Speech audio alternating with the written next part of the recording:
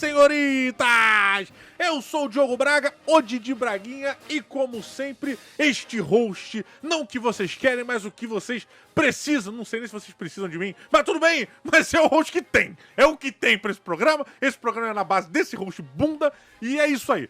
Mas como eu sempre digo, este podcast não é feito à base do host. O host é sempre um imbecil. O lance são os convidados maravilhosos, espetaculares, e hoje não podia deixar de ser diferente, de ser igual com um convidado fantástico. Caraca, ficou parecendo que dessa vez eu ia chamar um convidado bosta. Mas não é isso. Vocês vão se decepcionar dessa vez, né? Mas não, senhoras e senhores, recebam ele diretamente do seu trono no topo da maior árvore das terras esquecidas. Senhoras e senhores, uma salva de palmas para Gustavo Domingues, o Rei Grifo! Opa, e aí, pessoal?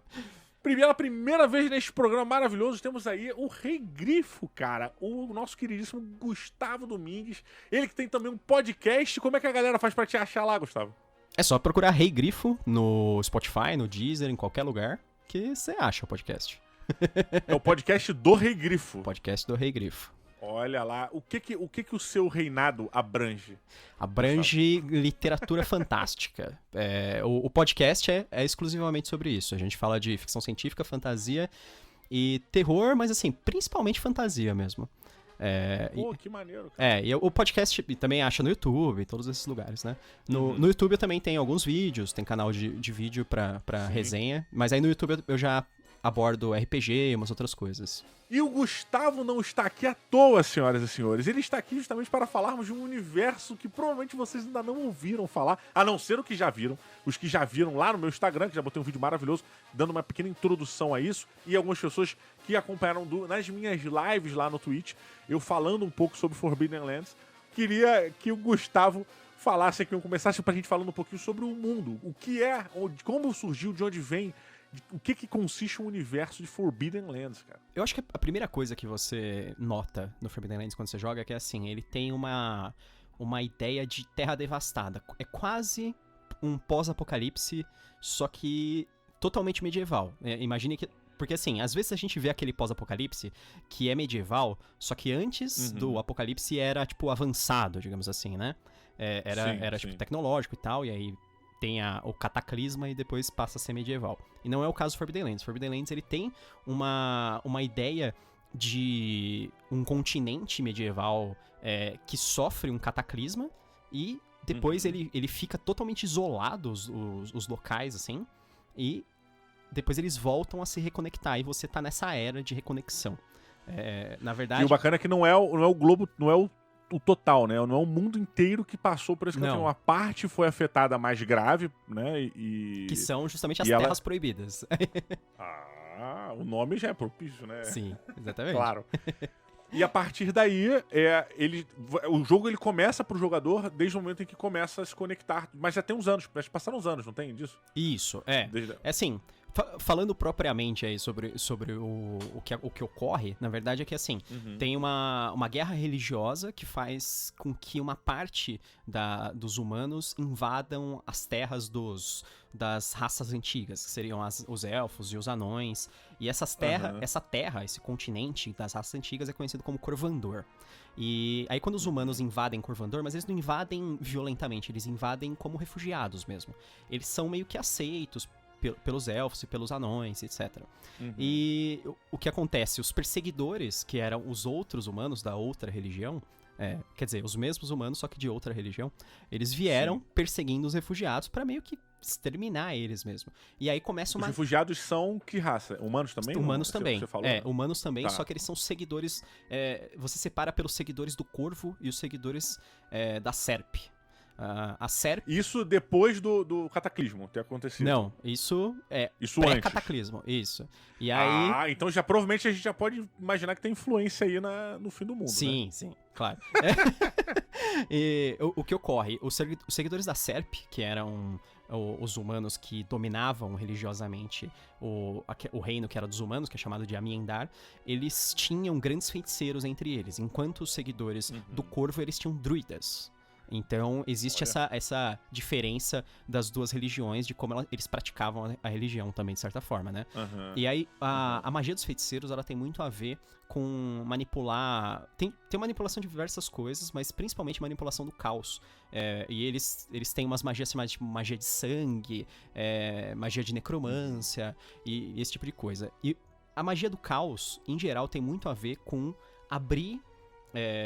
ter poder sobre as coisas do plano do caos. O plano do caos, ele também pode ser conhecido como o inferno.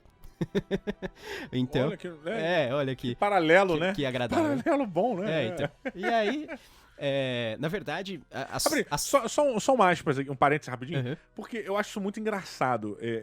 Muito interessante, porque assim, o caos, o paralelo do caos com o inferno, eu acho um paralelo excelente, né? Porque o caos, ele realmente é a falta de ordem, ele é a falta de estudo, é a falta de você conseguir prever, de você entender os padrões, prever variáveis e por aí vai, né? Então o caos, ele é isso.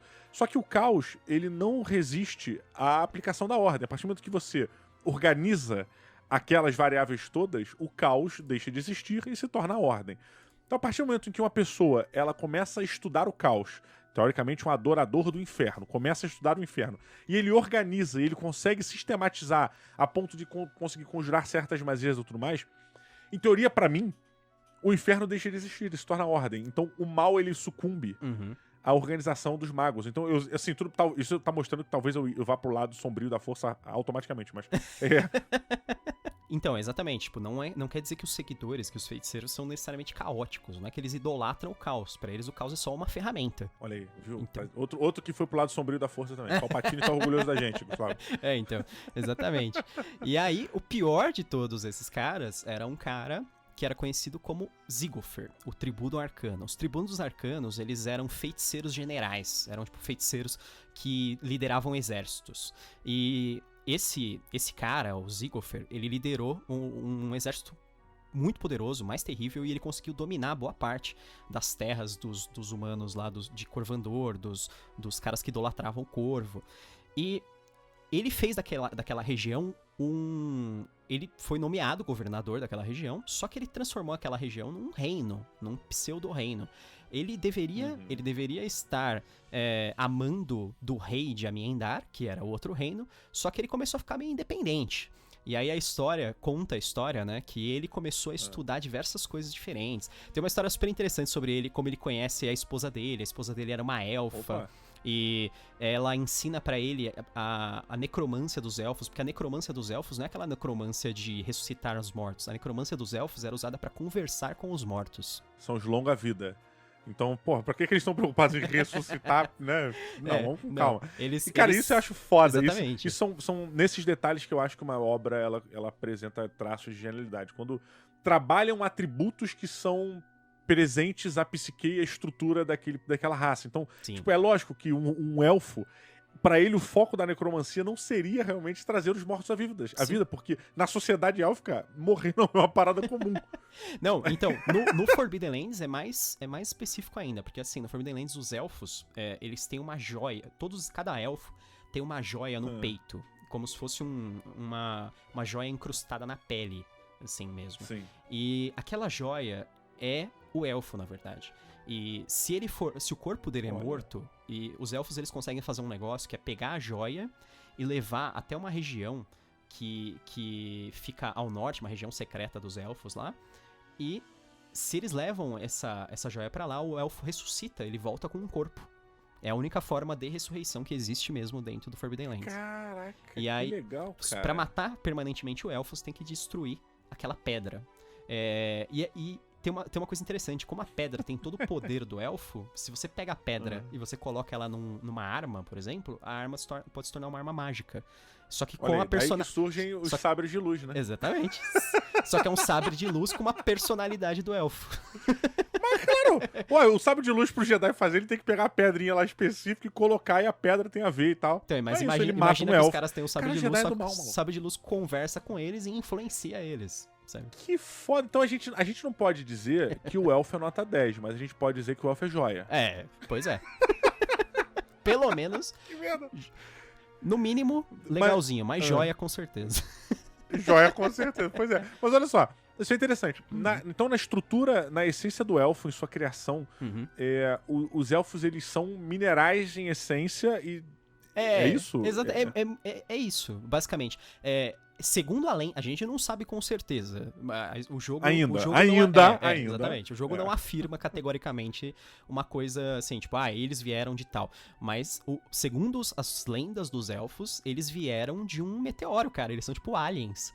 É tipo, é um meteoro que explodiu, se dividiu em milhares, sei lá, centenas de milhares de pedacinhos. E esses pedacinhos, esses fragmentos, cada um deu origem a um elfo. Caralho, que bizarro, cara. Então. Isso, foi mal, eu tô indo pra um caminho aqui, que eu já... assim, é porque eu acho, quando a parada, quando eu gosto mesmo, eu gosto e não tem jeito. E eu meio que vou extrapolando algumas paradas e talvez eu vá até por caminhos que não sejam legais aqui, mas vamos lá. Então, teoricamente, você tá falando que veio um asteroide e dos estilhaços desse asteroide surgiram os elfos. Eles falam que era uma estrela cadente, um negócio no céu que veio. Então, tipo... São fábulas, cara. São fábulas. Até Jesus precisou contar fábulas para as pessoas entenderem o que ele tava querendo dizer. Então, mas, em essência, veio um asteroide, ramificou o urânio, né? Então, os elfos são urânios, eles são radioativos, de certa maneira, por isso que as pessoas... Caralho, então, olha só. Rapidinho. Então, se os elfos são urânio, e eles são radioativos, óbvio que o urânio é radioativo, não é que os elfos vivam muito. As pessoas ao redor deles vivem menos porque elas têm câncer e morrem. Os elfos estão matando todo mundo, na verdade, né? Os elfos estão matando todo mundo, filho da puta! Sacanagem! Não era por aí que eu queria ir. Mas o que eu queria dizer é o seguinte: existe, então, esse meteoro que se estiçalhou, não, mas estraçalhou. Isso. Estilhaçou, acho que seria melhor. Os estilhaços criaram os elfos. Então, cada estilhaço você deriva um elfo dali. Isso pode remeter, de certa maneira, a uma consciência coletiva? A gente pode partir de um ancestral que tem alguma coisa assim? Sim. Tanto que os elfos, eles têm uma ideia de que todos eles fazem parte da deusa deles. E a deusa deles é como se fosse... Que chama... a dama dos estilhaços. E a dama dos estilhaços é como se fosse a originária de todos os elfos. Quer dizer, seria tipo o meteoro. Isso me lembra... Isso não tem a ver com Final Fantasy VII, talvez? Que tem uns caras que vêm do... Tem a ver com Gaia também, né? Então. Caralho, pode crer, cara. E tem a ver também com o Pandora, né? Com o universo Pandora, que eles estão meio que conectados com a mãe Terra. Não é Mãe Terra que eles chamam lá, né? Mas todos eles fazem parte do mesmo ecossistema, que a gente tem a ver com a gente também, né? De certa maneira. Não que a gente tenha a ver. Olha só, não vamos dizer que não também, porque o Eric von Däniken, antigo escritor que tá vivo aí, não sei se já morreu, que escreveu Eram os Deuses Astronautas, né? Tem uma teoria aí, uma teoria, hipótese, não sei como é que a gente chama isso, de que, né, a vida ela veio carregada num asteroide que virou meteoro, não sei quais as ramificações aí, mas que veio pra Terra e a partir do que ele se chocou com a Terra, a vida se espalhou e começou a proliferar. Eu não sei falar essa palavra. Proliferar. Ou seja, olha aí, a arte imitando a vida imitando a arte. Não sei. Mas, basicamente. Caraca. Mas só não chegamos no cataclisma ainda, meu Deus. Então, vamos falar do cataclisma. É o mais importante. Tecnicamente, a gente passou por um cataclismo porque o asteroide se colidiu com a Terra. Mas seria muito tempo atrás, né? Seria... Mas a história é que quando o rei... o rei de Amiendar, na época, soube que o cara tava com um reino independente, o cara que era o governador dele tinha praticamente declarado independência, ele pega e ele... Só pra lembrar, o rei de Amiendar, ele era corvista ou ele era... Não, ele era da Serp, né? E o Zigofer também é da Serp, né, praticamente. Nisso aí já não envolve mais os druidas e os seguidores do Corvo lá. São os sacerdotes do Corvo, em geral, são mulheres, e em geral elas são chamadas de as Irmãs do Corvo, né? Mas aí, o que acontece? Esse rei, que era o rei Algarod, que esse que é um cara bem, bem lendário na história, ele pega e ele junta um exército gigantesco e ele marcha contra o próprio governador, contra o próprio Zigofer. E aí ele cria uma devastação, ele vai derrotando todo mundo no caminho. Só que aí quando o Zigofer se vê encurralado, ele faz um ato desesperado. Ele rasga completamente um portal pro plano do caos, pro plano dos demônios. E aí esse portal é chamado de Nexus. E a partir do Nexus começa a jorrar demônio sem parar. E esses demônios, Nossa. eles invadem em Peraí, massa. Esse é o plano dele? É, então, é tipo... Que merda! Não, o plano dele é tipo um plano meio que suicida, né? Tipo, Porra! Pois é, mas se caralho! já que ele ia perder, ele pega e fode tudo, sabe? Então... Caralho, pois é, que cuzão, né, cara? Então a Zigoba, como é que é o nome do rei? Zigofer, o Zigofer. Zigofer. É. O Zigofer, ele tava certo. Ele achou certo. Porque o cara, qualquer dor de barriga mais forte, ele ia rasgar um portal, cara. É, então. Caralho, Aí, bizarro, aí cara. tipo, cara, no começo, os demônios, eles invadem com uma força avassaladora, destroem. Eles viajam pra uma outra região, destroem completamente o continente. Nesse continente, que é E Corvandor... ele morre, né? O governador morre nisso. Então, Ou ele faz algum pacto. Pior alguma que coisa. pior que não. Como a força vital dele tava ligada ao Nexus, digamos assim, Aham. os demônios veem ele como, de certa forma, um superior. E ele acaba virando o rei demônio. Porra, então é bem bolado. Ele fez Então, um bem bolado. Não, sim. No fim das contas, acaba dando certo pra ele. Só que aí, o que ele faz? Como os demônios eram muito destrutivos, ele começa a segurar a energia do Nexus e ele corta, finalmente, aquela vinda dos demônios. Mas, assim, já encheu o mundo de demônio do mesmo jeito. Mas a pior coisa que veio através do portal, e ninguém sabe o que é isso. É a névoa de sangue. A névoa de sangue, ninguém sabe se é uma coisa geográfica, se é uma criatura, se é... Sabe, ninguém sabe exatamente o que é. Mas a névoa de sangue, ela é uma névoa vermelha que se ergue da Terra no continente inteiro à noite só. Só à noite. E se você entra nela, você desaparece e depois acham só seus pedaços, assim. Acham você esquartejado, assim. E então a névoa de sangue... Ela Mas ela tipo assim, ela é vista, por exemplo, a névoa de sangue está no litoral. Aí não, ela é uma coisa... Ela cobre tudo. Ela cobre o continente inteiro à noite. Porra! A névoa de sangue é o cataclisma, de certa forma. Porque muita gente morre na época da névoa de sangue. Você só está seguro da névoa de sangue dentro da sua casa. E esse conceito é meio estranho, é uma coisa meio psicológica. Tipo, você tem que estar literalmente no lugar que você mora. Não adianta você viajar e entrar numa outra casa, digamos assim, tipo, no meio do caminho. Você não é ter um teto sobre a sua cabeça, né? Não é estar dentro de Isso. um building, de nada disso. Exatamente. Tá na sua casa. Cara, isso é muito bacana, porque tal da ancestralidade, né? Da territorialidade, nacionalidade. Exatamente. Essa névoa, ela só aparece, ela nunca foi vista antes do desgraçado do governador rasgar o portal. Isso, exatamente. E aí, que vem o problema, porque é o seguinte, imagina, todas as vilas, todas as cidades, elas continuam vivendo, entre aspas, normalmente, porque dentro da sua casa, à noite, você tá seguro. E de dia não tem a névoa, de dia é normal. Aí, só que você não consegue viajar para nenhum lugar que seja mais de meio dia de distância, porque você precisa de meio dia pra ir, meio dia pra voltar, porque à noite você tem que estar na sua casa, bem fechadinho. Sim. Então, todo mundo fica completamente isolado. Então, assim, tudo era conhecido antes. Por isso que o Forbidden Lands, quando você vai jogar, ele tem um mapa. E o mapa tá todo revelado no início. Só que todo mundo sabe o que há nesse mapa, o que havia, onde ficavam as grandes cidades, etc. Só que ninguém sabe o que ocorre depois da Névoa de Sangue. Porque assim, a Névoa de Sangue ela fica existindo por 300 anos. Então, por 300 anos, todas as vilas estão completamente isoladas uma da outra. Elas não têm contato, praticamente. E depois de 300 anos, a Névoa de Sangue some. E ninguém sabe por quê. E aí a história começa, os personagens começam a jogar mais ou menos um ano e pouco depois da Névoa de Sangue sumir. Caralho, que legal, E aí eles estão redescobrindo o continente, porque o que é que tem nesse continente, que assim, ocorreu durante esses 300 anos em que a Névoa de Sangue dominou completamente. Porque assim, a humanidade em geral, os elfos, os anões, eles não conseguem viajar pela Névoa de Sangue, mas existem criaturas que conseguem. Então os demônios conseguem viajar. Tá. E... Justo, né? Exatamente. Tem uma raça única, né? Uma ascendência única dentro do jogo que dá pra jogar com ela, que são os lupinos. Os lupinos é como se fosse, imagina tipo um lobisomem mesmo, só que permanentemente naquela forma híbrida de humano e lobo. Os lupinos, eles conseguiam viajar pela Névoa de Sangue, só que só dentro da floresta.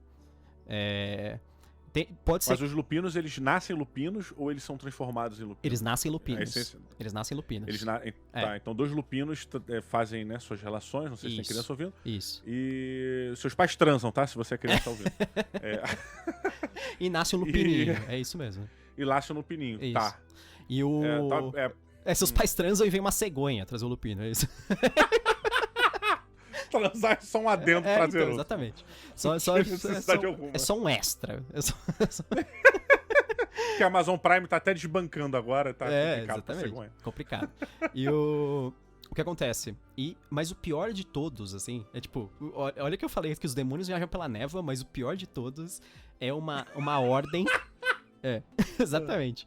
É uma ordem que chama a Irmandade Enferrujada. É que individualmente eles são chamados de Irmãos Enferrujados, né? A Irmandade Enferrujada, ela é uma espécie de igreja maluca e feita por humanos que os membros dela conseguem viajar pela névoa. Ou seja, a crença deles faz com que eles consigam a habilidade de andar. Eles alegam que é pelo seguinte: eles idolatram um deus chamado Ferrugem e a esposa desse Ferrugem, a consorte dele, que é uma deusa também chamada Remy. E eles dizem que a névoa é uma manifestação da Remy, e por isso eles conseguem viajar nela normalmente. Na verdade, assim, teoricamente, por eles conseguirem viajar, talvez eles não estivessem errados, mas não explica exatamente por que, por exemplo, os lupinos conseguem viajar, porque os lupinos não idolatram Remy, não tem nada a ver. Mas é o que eles acreditam. Mas, por exemplo, eu posso ser um humano, eu sou um fazendeiro. E aí eu posso entrar, eu como jogador, tá? Eu sou um guerreiro. E eu posso não começar o jogo como um seguidor, um sacerdote férreo. Mas eu posso me transformar eu posso entrar pra essa religião durante o jogo? Pode. É que o problema eu vou é que adquirir os poderes? Não. Adquiriria? Não dá pra saber mais, porque a névoa não existe mais, né? Sim, exatamente. A névoa não existe mais. Mas você até poderia entrar. Porque o que acontece? A Irmandade Enferrujada, como ela era a única que conseguia viajar, ela ganhou muito poder durante esses 300 anos. Então, eles recrutaram muitas pessoas em diversas vilas, eles faziam forçavam as pessoas a pagarem imposto de proteção pra eles. Então, tipo... Cara, mas olha só, olha que bizarro, imagina só, Gustavo, tu tá... Eles são os mensageiros, você tá na tua casa, tá? De noite, imagina os 10 primeiros anos dessa bosta. Sim. Tá? Várias pessoas, milhões de pessoas devem ter morrido até nego entender que você tinha que estar em casa. Primeiro, não começar aí. Um holocausto aconteceu. Sim. Morreram milhões de pessoas. Beleza, você fala assim, puta, é verdade. Não dá pra sair, não dá pra ficar em outro lugar que não no seu próprio lar. Não há melhor lugar do que o seu próprio lar, né? Aquela frase clássica da Disney. Ótimo. Aí você, puta, beleza. 10 anos depois de você ter entendido isso e de toda a sociedade ter se adaptado a esse novo estilo de vida bizonho, um cara bate na sua porta. Sim. Didi, tá aí? Tipo, no meio da madrugada. Caralho! Não, mas peraí. Mas esse não é um cara normal. O cara que vem, o cara da Irmandade Enferrujada que ele vem bater na sua porta é o seguinte: primeiro, que ele vem vestido com uma armadura completamente enferrujada. Segundo, que ele sempre tem alguma alteração bizarra corporal. Tipo, o cara tem outro rosto crescendo na nuca, ou um braço a mais saindo, sabe? Os caras começam a ter umas alterações corporais. E outra coisa, a Irmandade Enferrujada, os caras são escroto pra caralho. Os caras, eles chegam lá e aí eles falam assim: beleza, eu quero que você me paga dinheiro, tal, e a sua filha, que a gente vai sacrificar ela. porque o sangue é sagrado pra ferrugem, né? Porque o sangue tem ferro, e eles derramam sangue como uma coisa sagrada. Caralho, não pode levar o sino. Leva o sino da igreja. Leva o sino, filho. Não, isso... Tem mais ferro do que no sangue da criança. Não, mas o sangue humano é bem mais precioso. E aí... Como é que é o nome daquela doença da ferrugem que você pega quando se corta no ferrugem? Tétano. Tétano. Será que tem alguma coisa... Não, agora eu tô pensando. Sei lá. Os caras têm um tétano no nível agressivo e eles conseguiram, né, uma imunidade contra o tétano. Talvez os caras tenham a vacina pro tétano. Se eles têm o tétano, eu não sei, cara, mas que eles transmitem sim, porque as armas dele também são sempre enferrujadas, eles acham o máximo isso. O que não dá muito pra entender. Pois é meio paradoxal, porque a ferrugem é uma parada complexa pra mim. Sim. Porque a ferrugem por si só, ela corrói as armas, né? Sim. Ela corrói a armadura, ela é péssima pra isso. Mas ao mesmo tempo, ela acrescenta um veneno no seu armamento e na sua armadura, o que é ótimo pro cara que tá no combate. Mas o cara que tá no combate não sei se é tão importante. Assim, você vai matar o cara de tétano, vai demorar semanas depois de você ferir ele, né? Então... Mas é que tá, você não precisa vencer o combate agora. Tá. Você pode dar uma... Parou, era só brincadeira, tá? Deixa quieto, tá tranquilo, vai lá. Aí tu mete o pé, e aí 3 semanas depois, chega lá... Didi, o cara morreu. Finalmente. O cara morreu de tétano, né? Não, mas se fosse isso, porra, o cara, sei lá, esfrega cocô na arma e mata o cara de infecção em 2 dias. Isso acontecia mesmo, né, cara? Então, exatamente. É verdade. Aí... Caralho. Mas acho que não é essa a intenção. Voltando, né? Voltando. Então, enfim. Adivinha quem é o líder da igreja da Irmandade Ferrujada? Porra, quem é o líder da igreja, puta? É o Rei Demônio. É o Rei Demônio? É o Ziggler, cara. Eles acham que ele é uma manifestação, um avatar. Então, tipo, o que acontece? O Rei Demônio... Esse cara é genial, que cara. domina um monte de demônio e tem um exército de maníaco fanático que consegue viajar pela névoa, sabe? Esse cara é genial. Esse cara é um empreendedor genial. Se ele vivesse no mundo real, ele estaria milionário. Porque, olha só, o cara ele percebe que o povo precisa se unir. Sim. O que ele faz, né? Teoria do Dr. Manhattan. Vamos trazer uma lula gigante, sei lá, vou trazer os demônios. Trouxe os demônios. Pô, tá fudendo, não sei o quê. Ele, no início, ele percebe que ele precisa entrar com força nesse lance pra fazer a galera se unir. E ele assume o cargo de Rei Demônio. Vou investir forte nessa investir tal forte. de demônio aí. E aí ele fica no controle pra os caras também não serem muito agressivos, né? Pra não dar poder suficiente e tal. Vamos administrar melhor isso aqui, com rédeas curtas. Uhum. E aí, pra dar esperança pra população, olha que filho da puta. Pra dar esperança pra população, ele cria uma religião. Sim. E ganha dinheiro com isso. E Sim. puta, cara, genial. Mas genial. Mas, cara, é que assim, tem tanta história que rola ainda, porque assim, isso que eu falei sobre o cataclisma e tal, e quando a condição que começa o jogo, isso é basicamente o início do jogo, que você vai ter lá nos manuais básicos. Aí, junto com o jogo original, quando ele saiu lá fora, porque ele é sueco, né? Ele saiu com uma campanha prontinha, uma campanha inteira. A gente tá com a campanha no financiamento coletivo, inclusive no Late Pledge já vai começar muito próximo de pegar a campanha. Não, só pra quem não sabe, a campanha está no Catarse. Ela já foi um sucesso, porque ela já, bateu a meta dela maravilhosamente. Teve um número realmente bem expressivo, cara. Foi muito legal. Já alcançou as metas extras. Inclusive vai ser em capa dura os livros, porque bateu a meta extra de capa dura, tudo isso. E agora tá abrindo eles estão dando mais um mês, estendendo esse financiamento coletivo pra galera que não sacou, que não investiu, não fez a compra no início, né? Não fez a contribuição no início, possa correr agora pra aproveitar, porque, cara, quem manja de crowdfunding sabe que os preços de crowdfunding normalmente são diferenciados. Sim. E não só os preços, mas na maioria das vezes as benesses que você recebe quando você entra, né, no momento... É igual comprar um apartamento na planta. Quando você compra um apartamento na planta, você tem tudo diferenciado. Sim. O seu apartamento vem com varanda gourmet, você recebe às vezes uma vaga a mais, sabe? Sempre tem uns benefícios do que a galera que compra depois de pronto. Porque é aquela galera que tá junto que compra o barulho. Sabe? Basicamente seria isso, porque assim, os livros básicos, que é o que compreende o kit básico, ele vem 2 livros, que é o livro do jogador e o livro do mestre. O livro do jogador, ele vem com tudo que você precisa pra jogar, vem com as magias, vem com os talentos, vem com tudo com as ascendências, né, que seriam as raças dos personagens, as profissões, que é a mesma coisa que as classes, e assim por diante. E o livro do mestre, ele vem com tudo que você precisa pra mestrar. Ele vem com um bestiário de monstros gigante, ele vem com aventuras prontas, ele vem com regras próprias pra mestrar, várias coisas assim. E além deles, vem uma campanha que é um livro com uma aventura gigante, que é essa campanha que chama Expurgo do Corvo. Expurgo do Corvo. E o Expurgo do Corvo, é essa campanha que a gente tá quase alcançando, essa aventura, digamos assim. Só que não é certo falar que é uma aventura, porque, cara, é uma campanha, é uma aventura gigante. Ela é uma aventura, é um livro de 200 páginas. Caralho, que foda, cara! E é um livro, assim, pra começar como pé rapado e terminar como herói épico. Caraca, cara. Olha só. Não, e uma parada que eu acho bacana, que a gente nem falou ainda do sistema, a gente ainda tá no iniciozinho desse papo sobre Forbidden Lands. Não, e pra mim, problema nenhum. E se alguém não tá gostando, meu irmão, desliga e foda-se, sabe? Sacanagem, fica aí que é bom, tu vai entender. Eu tenho que ser mais cordial com o pessoal que ouve. Tá. Mas o lance é...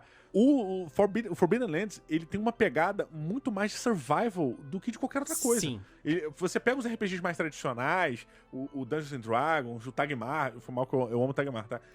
O Tagmar, entre outros sistemas, você normalmente cria um herói. Sim. E esse cara, ele é distinto da sociedade. Ele tem mais poderes, a constituição básica dele já é diferenciada dos outros personagens dos outros seres da mesma raça. Por exemplo, se você vai jogar com um humano, o seu humano, ele é diferente de um humano normal. Você é um herói, você já nasce destinado a se tornar um herói. Você pode morrer no meio do caminho, mas você estava destinado pra isso. Então, a expectativa é que você faça grandes feitos, né? Sim. No Forbidden Lands, não. É. No Forbidden Lands, você é um cara... Só se você sobreviveu bastante. E demora. Cara. Pois é, mas o lance é, qualquer pessoa que sobreviva bastante no Forbidden Lands está apta a se tornar um ser como você, uma grande persona, né? Adquirir Sim. as habilidades que você tem. A base do seu personagem não é a construção de um herói. Você não é um super ser. Você não é um cara diferenciado. Você é só mais um explorando aquele mundo devastado. No início, os jogadores, eles são praticamente saqueadores mesmo. Eles são, gente que não aguenta mais ficar na vila onde eles nasceram, porque tava isolado. E aí, um ano atrás sumiu a névoa de sangue. Aí o cara assim, porra, eu vou sair e conhecer o mundo. Deve estar cheio de ruína pra saquear. Deve estar cheio de cidade antiga, devastada, cheio de riqueza, sabe? Os caras estão... Posso dar uma dica? Os caras estão Uma nessa dica mesmo. de mestragem? Oi? Dica de mestragem aí, uma dica de aventura pro Fala. mestre novato. Assistam o filme A Vila, do Shyamalan. E façam exatamente a mesma coisa. Bota a galera na vila, quando eles saem, tá um mundo moderno. Tudo real, com videogame, com Nintendo Switch. Ô, mano, você tá fantasiado de guerreiro aí, mano? Tipo E isso. acaba a aventura ali, assim, quando a pessoa encontra a outra. Assim, acabou. E essa é a super aventura. A grande aventura da vila é os caras conseguirem antibiótico, lembra disso? No filme. Irado, Nossa. cara, é magnífico. Voltando, né? Voltando. Como ele tem um sistema, assim, que se você sobreviver bastante, você vai começar a ser, assim, pesadamente recompensado, ele pensa em coisas como, assim, você criar a sua própria fortaleza. Então, por exemplo, no próprio livro do jogador dele, ele vem com regras bem específicas, assim, pra você recrutar pessoas nas vilinhas, pra você criar... Aí você pode, por exemplo, você limpou uma dungeon ou um castelo, assim, você chegou lá e matou os inimigos que tinham lá. Cara, você toma aquele lugar e a partir de lá você começa a construir sua fortaleza, sua nova cidade, porque as coisas estão se renovando agora. E é a oportunidade dos personagens. Eles estão no momento, na hora certa, no lugar certo, digamos assim, pra começar a construir coisas novas. Então, tipo, eu vou criar uma cidade nova. E aí você pode, eu vou construir uma ferraria e eu tenho que contratar um ferreiro. Aí esse cara agora faz arma pra mim. Ou esse cara evolui as coisas pra mim. E é assim por diante. E tipo, você pode, cara... Tem muita coisa que você pode criar pra desde, assim, fortificações, coisas de defesa, até padaria. Olha, que Cara, o livro básico, ele já vem prevendo a instalação e a criação dessas fortificações, dessas construções e tal, né? Ele já vem com as regras, já vem com um monte de fortificação já pronta, um monte de prédio, essas coisas. Quanto custa cada prédio, qual custo das Isso, qual o benefício que ele dá e tal. E aí você vai construindo as coisas, e aí que é meio que pra você virar um lord mesmo, assim, né? Quando você tá bem evoluído. Porque, assim, por exemplo, na campanha, a campanha do Expurgo do Corvo, ela tem 200 páginas, ela tem coisa pra caramba acontecendo, tem inimigo pra caramba, uns personagens super épicos. Por exemplo, na capa do Expurgo do Corvo, se vocês forem dar uma olhada, ela tem 2 personagens. Um é a Virelda Bloodbeak, Virelda Bico de Sangue, né? Que é ela é uma druida que idolatra o corvo, e... A outra personagem, que vocês podem ver como uma armadura em chamas, Ferrali Terramalda, ela chama. Ferrali é uma posição, né? Como se fosse padre, sabe? Ferrali, ela era da igreja do Ferrugem. Ela era da Irmandade Enferrujada. A Terramalda, no passado, ela foi uma guerreira humana que caçava anões. E ela tinha uma armadura que era um artefato. Que era uma armadura, assim, quase impenetrável. E quando os anões capturaram ela e eles não conseguiam abrir a armadura pra matar ela, eles pegaram e jogaram ela em cima de uma fogueira e ficaram assando ela enquanto eles faziam festa ao redor. E aí, o que aconteceu? Ela enquanto ela queimava dentro da armadura, ela implorou para o deus dela, pro Ferrugem, que ela queria se vingar daqueles anões. E aí ela conseguiu se libertar das amarras, se levantar em chamas, e ela massacrou todos os anões em chamas. E aí depois, agora ela é tipo um morto-vivo preso dentro de uma armadura, pegando fogo, que anda por aí... Dor inacreditável. Que anda por aí atacando todo mundo. E ela, tipo, tá viva há mais de 300 anos. Viva assim, né? Ela é um morto-vivo. Andando por aí há mais de 300 anos, causando caos. Então, e no fim da história, você pode... Imortal, de certa maneira. Você pode tomar a decisão que você quiser. Você pode... Por exemplo, o grande vilão da história aqui é o Zigglefer. E a ideia Sim. da campanha é que você entre em rota de colisão com o Ziggofer. E no final, você pode, tipo, beleza, você pode se aliar a ele, você pode trair ele, você pode fazer um monte de coisa, ou você pode atacar ele. Então, Oi. o Ziggofer, ele continua vivo, Sim. mesmo depois da névoa tendo acabado, e é visível, tipo assim, a galera sabe o local onde ele tá, Sim. tem um Ele- reino, uma cidade específica. Ele tem uma cidade na cidade que é a cidade da Irmandade Enferrujada. Que é Tá. a cidade originária deles, lá, o templo originário deles. Essa cidade. Mas é claro, mas você tem toda razão. Perdão, eu tava fazendo uma confusão porque, assim, a partir do momento em que a sociedade ruiu, a sociedade enferrujada, ela assume como, sei lá, talvez a única esperança, a única entidade, o único órgão que é capaz de unir o mundo, né? Unir a Terra ali, o globo, né? Sim. Porque ela é a única capaz de viajar e é a única capaz de se comunicar com os humanos, porque os lupinos, puta, bate um lobo na tua porta, e aí tu vai abrir. Então, todo mundo tem extrema desconfiança deles. E aí, o legal é que, assim, a ideia do final é que seja um clímax. Principalmente se os jogadores vão enfrentar o Ziggofer, tipo, de igual pra igual. Porque a ideia é que eles levem um exército que eles criaram, e mais os aliados que eles fizeram, porque você pode fazer aliados entre diversos povos, entre os orcs, entre os elfos, entre todo mundo que você imagina, entre os anões. Cara, eu acho isso muito maneiro. A minha maior campanha que eu joguei na vida foi uma campanha de 12 anos, uma campanha de Tagmar. Então, E essa campanha de Tagmar, ela foi o mesmo personagem. Eu joguei com um personagem chamado William Wallace. E ele. Pô, olha que merda, foram 12 anos, mas eu só cheguei ao nível 8. E a galera meio que ficou toda mais ou menos assim, nível 10 e tal. A gente jogava num outro esqueminha, tá? A gente não computava ponto de experiência da mesma maneira e tal, bem que seja. Mas o ponto é, o que a gente mais gostava de fazer era que cada um chegou a um momento de glória tão grande no território, as pessoas viam os personagens como salvadores, ou como benfeitores, ou não, ou como maléficos e tudo mais. E a gente começou a ter tanta grana, que a gente começou a ter feudos, a gente começou a ter regiões nossas. então. Ao ponto da gente, todos os jogadores se juntarem e comprarem um estado. A gente tinha um estado nosso. Basicamente é isso. Cara, e foi muito maneiro porque a gente teve que... O Tagmar, ele tinha um microsistema de batalha campal, né? Depois eles reformularam esse sistema de batalha campal por 2. Inclusive eu tive uma pseudo-ajuda. Eu dei uma pseudo-ajuda na época que eles fizeram. Começaram a fazer esse sistema de batalha campal. E logo depois que eu comecei a ajudar, eu comecei a atrapalhar e fui banido do projeto. Então, isso é verdade, cara. Eu era moleque também, quando eu comecei. Moleque assim, né? Devia ter, sei lá, 15, 16 anos. E não era nem ficar zoando, cara. Bem, não vem o caso agora. Não vou me dispor com a galera do Tagmar. Mas o ponto é, eu sempre gostei muito dessa estrutura. Então, o nosso RPG, ele sempre teve muito desses detalhes que os livros clássicos, apesar deles darem um suporte, tipo assim, quanto custa pra você ter um castelo? Custa X. Quanto custa pra você ter um forte? Custa Y. Eles não entravam em coisas mais detalhadas. Por exemplo, vou contratar um pedreiro, por exemplo, ou vou subir uma parede de rochas, qual a espessura. Esses detalhes de você poder construir a sua própria fortaleza do jeito que você quiser, não era tão bem explorado, né? Como parece ser em Forbidden Lands. E isso, pra mim, puta, cara, é uma coisa tão maneira de saber que é possível de eu jogar um jogo que isso esteja previsto nas regras e eu possa simplesmente trabalhar em cima de... Nossa, cara. Importante, antes da gente falar sobre explorar uma região, o Forbidden Lands, ele usa um sistema de exploração muito legal chamado X-Crawl, que é um sistema de explorar onde o mapa, ele surge no momento que você está explorando. É que quando fala dessa maneira fica parecendo que é tipo Fog of War, né? Mas não é exatamente isso. É que assim...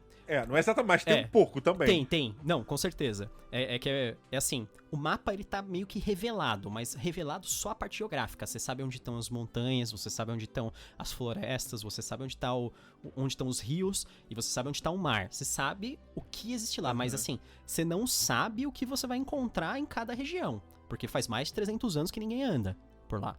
Então você não sabe que tipo de ruína, ou cidade, ou tribo, ou as coisas mais malucas que você pode imaginar que você vai encontrar por lá. Então, olha por só, isso que você vai revelando. 300 anos... E 300 anos, Gustavo, é possível até que a parte geográfica mudasse, né? Sim. Dependendo das aberrações e dos seres que passaram por ali, dos cataclismos, né? A gente falou, antes de acontecer o cataclismo da névoa, teve a porra do asteroide lá que caiu, do cometa. Depois as bestas, os demônios invadiram e tal. O que esses caras fizeram na Terra? Seria até possível que a parte geográfica se alterasse também. Sim. Mas acho que fica mais interessante porque, assim, a partir do ponto que você passou, a sua sociedade, a sua microsociedade, passou 300 anos enclausurada na sua vila, e você sai, tudo que existia antes, todo o conhecimento que existia antes, ele vai se perder de alguma maneira. Então. O que esperar do desconhecido? Você não sabe se a vila tá lá. Sim. Você não sabe se aquele posto comercial ainda é um posto comercial. Exatamente. Não, e as coisas elas mudam em cataclismas grandes também no Forbidden Lands. Porque, assim, quando termina o Expurgo do Corvo, começa a outra campanha, que seria pra você jogar com novos personagens, que é uma campanha que a gente até pretende lançar depois. Não faz parte ainda dessa campanha que a gente tá fazendo. Mas é uma outra aventura que a gente pretende fazer, talvez, outro financiamento e tal, mas mais pro fim do ano, que se chama Vastidão Glacial. A Vastidão Glacial, ela ocorre depois que termina o Expurgo do Corvo, que os eventos do Expurgo do Corvo acabam fazendo com que aquela região dos elfos, onde os elfos ressuscitavam, que é chamada de Steel Mist, que é tipo névoa estática, sei lá como vai ser a tradução, mas... Parada névoa. A parada névoa. Então, a Steel Mist, ela era uma região que ninguém conseguia passar. E aí, de repente, ela some. Essa região abre. E aí, você tem acesso a um novo continente, que é a Peraí, mas ela abre, tipo, a névoa cede? Isso, a névoa some. E aí, tá. todo mundo de Corvandor tem acesso a uma nova região, que é a Vastidão Glacial, que é tipo um continente meio ártico, assim. E esse continente meio ártico, ele tem sua própria história. Na Vastidão Glacial tem a história dos antigos reis élficos, que eles foram soterrados em uma cidade de gelo, e eles estão vivos e vingativos até hoje, sabe? E eles estão retornando, assim. Então, tipo, tem a própria essa é a história da outra campanha. Mas a campanha do Expurgo do Corvo, ela já compreende uma história gigantesca. Só pra, vou dar um spoiler, hein, dessa campanha, que é muito da hora, que eu acho. Que é assim, tem um local de aventura que tem meio que uma side questzinha desse local de aventura que muda um negócio gigante no mundo. Que é assim, no universo Forbidden Lands, ele tem dragões, só que os dragões são meio feras, meio bestiais, assim. Eles não são inteligentes, nem nada disso. Eles são fortes pra caramba, tal. Mas eles não são o tipo de dragão que você conversa, tal.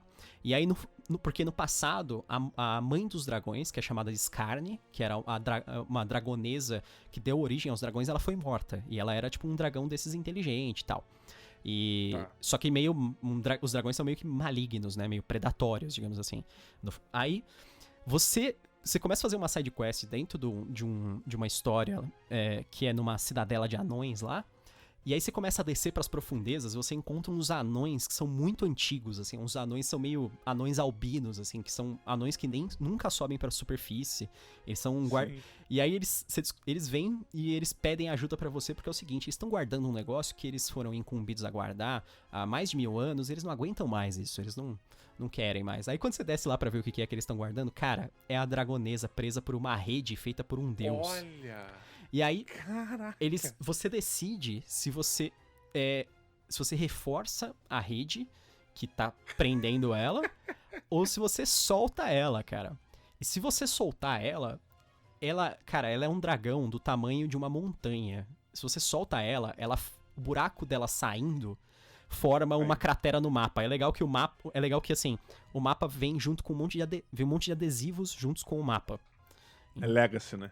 Se ele vai sendo alterado. Exatamente. É meio que como se fosse um board game de Legacy. Você vai alterando, tanto que o mapa é dupla face pra você poder jogar 2 vezes. 2 campanhas diferentes. Olha, que legal. Que é a mesma coisa dos dois lados. E aí os adesivos vêm repetidos também. Então, tipo, vem os adesivos de cidades que você encontra, você coloca, porque elas podem ser em locais diferentes e tal, e você vai marcando. Caraca, e aí um dos adesivos é uma cratera, que é a cratera de onde saiu a Skarne, né, a dragonesa. E se você libertou ela meio que vira um aliado dos personagens, assim.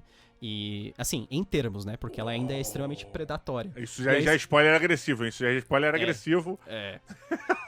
Então, só que assim, foda, o mundo vai ter que lidar com essa nova ameaça, que é um dragão monstruoso que vai dar à luz a diversos dragões que atacam todo mundo. E maneiro. os jogadores vão ter que lidar com isso. Só que em troca, eles, lógico, que vão ter coisas bem legais. Por exemplo, eles podem ir pra batalha final contra o Zigglefur montada num dragão tamanho de uma montanha. Ah, ninguém gosta de montar um dragão. Que coisa horrorosa. Então. Montar um dragão do tamanho de uma montanha. Então. Ninguém em seus maiores sonhos jamais pensou. Olha, acho que eu vou cavalgar aquela montanha maravilhosa com asas ali. Caraca, que irado, cara. Então, Caraca. Cara, Gustavo, foi um a spoiler gente meio já... agressivo, mas é que assim, cara, tem coisas nesse nível, tem outras coisas que ocorrem que são nesse nível. Eu escolhi um médio, eu não escolhi nem o melhor nem o pior. Um médio? É, Nossa. é um médio. Não Imagina é mais as legal. outras montanhas, então, que tu vai cavalgar, maluco. Caraca. Não, tem umas coisas muito da hora, cara. Assim, o mapa não tem jeito. O mapa você tem que usar, faz parte da estrutura do jogo utilizar o mapa. Mas ele vem com diversos outros adereços ainda que não são obrigatórios, mas são sensacionais. Tipo, a coleção de dados próprios dele, que ela ajuda você a jogar, porque os dados eles são divididos em cores. E assim, no Forbidden Lands você usa só D6, mas você usa... Sim. Você joga junto D6 de cores diferentes, porque cada cor representa uma coisa. Uma cor representa atributo, outra perícia, sabe? Sim, é por aí. Sim, legal. E aí outro acessório legal pra caramba é o deck de cartas, né? O deck de cartas do Forbidden Lands, ele serve tanto pra você fazer iniciativa, porque a iniciativa é mais rápida com carta, que é só comprar carta, e que são, por exemplo, 10 cartas de iniciativa. E mais vem as cartas também de artefato. Se você acha um item mágico, os itens mágicos em Forbidden Lands eles são únicos. Eles são coisas assim... não existe item mágico genérico, só existe item mágico ferrado, assim. Tipo, sempre é muito bom e ele sempre tem nome próprio, alguma história por trás daquele item mágico e coisa assim. Então, tipo, os itens mágicos são chamados de artefatos mesmo. E os artefatos, eles vêm dentro do deck, vêm cartas de artefatos. Se você tem um artefato, você recebe a carta. E aí você fica com ela junto com a sua ficha. Tá. E aí você sempre tem um acesso aos poderes do artefato lá na carta. E é esse esquema mesmo. Só que Forbidden Lands ele foi feito pra você usar um mapa, pra você se mover no mapa. Ele tem diversas regras, tanto sobre a movimentação, encontrar caminho, sobre sobrevivência, tipo caçar, pescar, encontrar água, porque isso é tudo relevante dentro do jogo. Como ele tem um sistema de regras que beneficia se você não quiser jogar com miniaturas também. Não, miniaturas mesmo, tipo num grid, sabe? Tipo, quadradinho.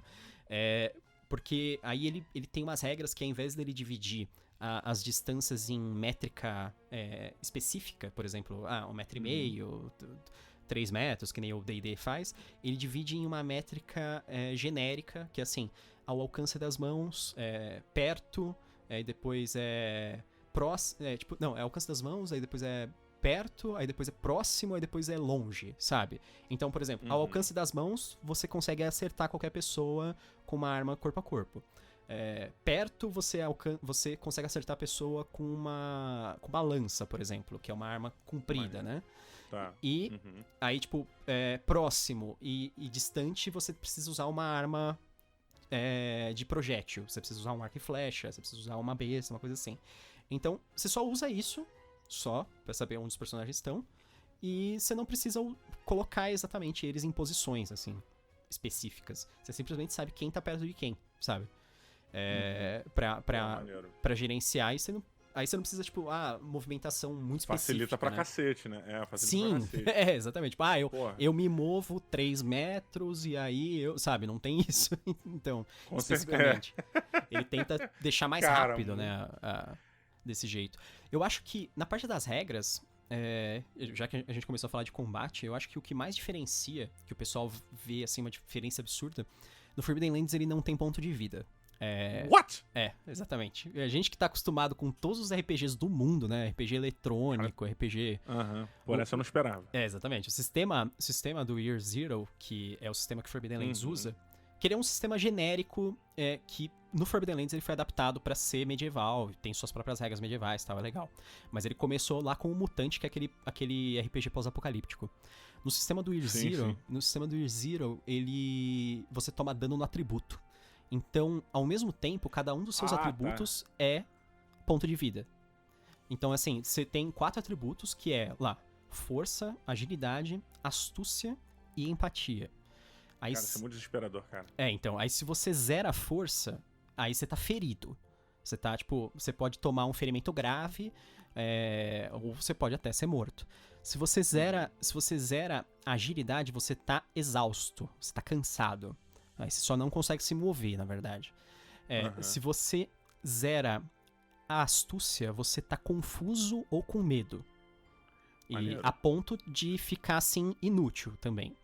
E se, por exemplo, ataques de medo, tem muito monstro que tem ataque de medo. Ele causa medo.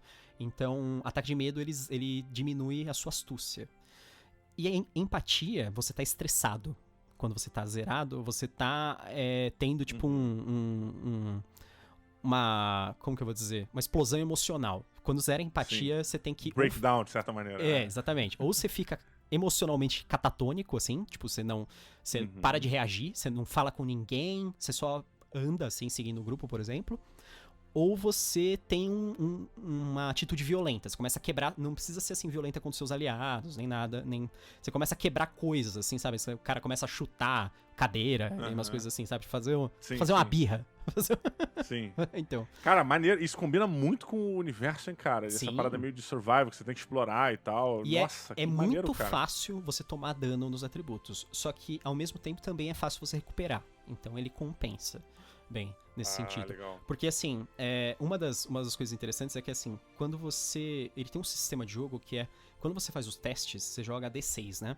Cada vez que você tira 6, você tem um sucesso. Ok, se você tirou um 6, já foi sucesso. Se você não tem nenhum sucesso, você tem a opção de rerolar os dados. Se chama forçar a jogada, isso. Se você escolher rerolar os dados, qualquer um que você tire... Na segunda jogada, ou que seja um remanescente da primeira, por exemplo, se você tirou um na primeira, você tem que deixar. Nos dados de atributo, especificamente, você toma dano naquele atributo, porque você forçou a jogada ao custo de tomar dano no atributo. Por exemplo, você tá tentando dar um golpe com a espada, e você não conseguiu, aí você fala, eu quero forçar a jogada. Aí você deu um golpe tão forte, por exemplo, que isso causou um dano em você também, sabe? Você pode ter, sei lá, tipo, atingido o cara de mau jeito, alguma coisa assim. E isso também pode dar dano no item, porque os itens, eles dão dados pra você jogar junto com o atributo e a perícia, né? Você sempre recebe dados de item. Por exemplo, a espada ela vai dar 2 dados de dano. E esses 2 dados, se você tirar um neles quando você tá forçando a jogada, você tá causando dano no item. Nossa, e aí, mas se você acerte, então, ele causou dano. Nossa, não, mas isso é assim, cara. Se você escolheu forçar a jogada. Quer dizer, é uma... na jogada forçada, tá? Isso, é um custo, é tipo um risco e um risco de recompensa ou de falha, né, também. Porque se sua falha será muito pior, mas você tem a chance novamente de ter sucesso naquela jogada. Olha, cara, pelo que eu vejo, pelo que eu assisti das lives da galera jogando Forbidden Lands, pelo que eu vi das pessoas falando sobre isso, eu acredito que as jogadas forçadas, elas sejam usadas com muito mais frequência do que você tá fazendo parecer. Sim. Então eu acho que sim, elas são o que vai ter de item danificado sim. vai ser bizarro e a quantidade vai ser altíssima. Não, tem bastante. Até porque uma das fontes pra você usar magia com os personagens que tem magia, tipo druida e feiticeiro, e pra você usar manobras especiais com o guerreiro, com o ladino, com o caçador, e com as outras profissões também, você precisa gastar ponto de força de vontade. E você ganha ponto de força de vontade tomando dano no atributo, ao forçar a jogada. Então, tipo, tem uma recompensa por você tomar o dano no atributo. Revés, né? Isso. Legal. Você ganha os pontos de força de vontade que você gasta mais pra frente. Pra você usar uma magia ou alguma coisa assim. E mesma coisa, magia, por exemplo, é uma coisa extremamente poderosa. Elas sempre dão certo, e em alguns casos que eu joguei, tem magia assim que resolve um encontro com uma magia, assim. Só que a magia também é um risco. Porque a magia não é leviana, a magia é um negócio extremamente perigoso. Então, você sempre tem um risco de acabar tendo um dano colateral mágico contra você. Tipo, a magia que você invocou, você não consegue controlar o poder dela e pode acontecer Olha aí, tá coisas. Explicado o porquê das mutações da aparência bizarra da galera do ferro lá, dos enferrujados. Provavelmente foi um rebote aí, foi a ressaca do dia seguinte do tétano, né? Alguma coisa assim, sei lá. Pode ser. Ou não. Pode ser coisa muito pior. Ou não, Mas coisa muito pior. Caralho, o teu teto, você botou um teto, um parâmetro, que é um dragão do tamanho de uma montanha voando. E você podendo cavalgar essa montanha. Cara, Depende do quê? De Deus agora? Tipo, caralho, porque não tem mais um parâmetro. O parâmetro ele foi embora quando você acabou de falar isso, sabe? Que bizarro. E, cara, a gente já tá agora encaminhando pros finalmente do programa, a gente já tá com um mó tempão, podcast irado. Vamos voltar a falar sobre Forbidden Lands, com certeza, porque eu tô curiosíssimo aqui pra gente falar mais sobre esse universo. Mas, galera, você que ficou até o final, não deixe de acessar a campanha do Catarse do Forbidden Lands, que tá rolando agora. Entre lá, veja todas as metas, veja o sistema, né, o apoio que mais convém ao seu lado financeiro, ao seu saquinho de moedas. E não perca esse RPG, esse sistema de RPG que tá vindo aí pela Saga Editora, que é realmente fantástico. O Gustavo tá aí, contou um pouquinho, deixou um pouquinho só do que ele realmente é. E a gente acabou percebendo. É tanta coisa maneira que é difícil de falar, né? A gente percebe às vezes um detalhe. Porra, mas aquilo ali que você falou é também legal pra caralho, isso aqui. E volta. Então não podemos deixar de falar de Forbidden Lands aqui. Vamos ter mais um programa falando sobre ele. Vamos ver se eu chamo outras pessoas pra participar também. Não esqueçam que agora a gente tá no Late Pledge. Então você que tá ouvindo isso aqui, galera, tá no ar já o Late Pledge deles, o do Forbidden Lands. Entre lá e aproveite esse tempinho extra que eles deram pra galera que quiser entrar e se aventurar no mundo fantástico de Forbidden Lands. O Gustavo vai voltar, com certeza, o Rei Grifo vai voltar. Quer dizer, se ele quiser e puder, óbvio. Sim, não tô forçando. Você não tá amarrado no fundo de uma mina, tá? Com anões em volta de você tomando conta. Sim. Por uma gente continuar falando sobre esse universo magnífico de Forbidden Lands e sobre outros universos fantásticos também, que tem essa pegada meio survival, né? O survival RPG, essa coisa de exploração e dinâmicas diferentes, não só aquela campanha de masmorra, one shot, aquela coisa mais simples e tal, mas essa coisa mais da campanha mais bem elaborada, onde seu personagem ele pode se tornar rei, capitão de um exército ou até um padeiro, né? Sei lá. Sim. Exatamente. Tem o talento chefe, inclusive, pra você pegar, que é sensacional. Tem mesmo? Tem, chefe 1, Olha aí. chefe 2, chefe 3, cara.